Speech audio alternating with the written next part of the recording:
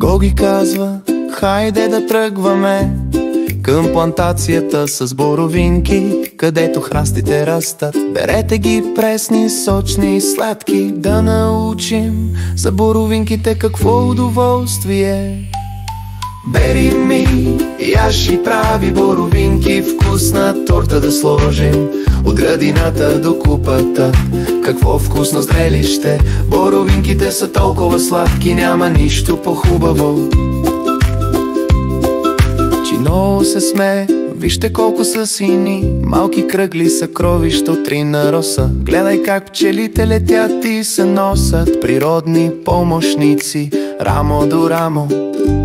Ще ги измием и ще хапнем сладки боровинки, какво удоволствие.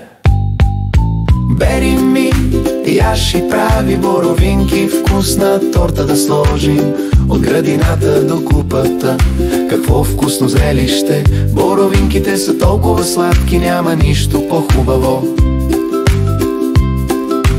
Ето и тайната, берете ги внимателно, това е бързото решение. Разтривайте ги нежно, да останат блестящи, сият като звезди в утрината светлина.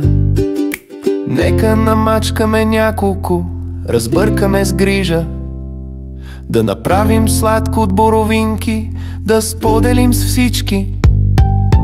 Бери ми, яши печи, боровинкови мафини ще направим ние. От кошницата до фурната, какво удоволствие да видиш. Боровинките печени перфектно са.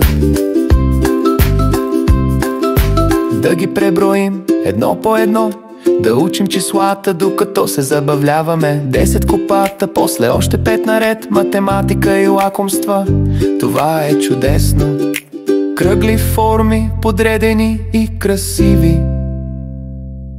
Боровинките правят ученето сладко. Бери ми, смесвай и играй с боровинките, учим всеки ден. От забавата в градината до удоволствието в кухнята. Боровинките радват сърцето ни. Нека ги охладим, боровинково сладоледено. Радост за всички, разбъркай, замрази и вкуси и завърти. Готварско забавление за всяко дете. Добави малко кисело мляко, кремообразно и синьо. Плодов сюрприз, направен само за теб.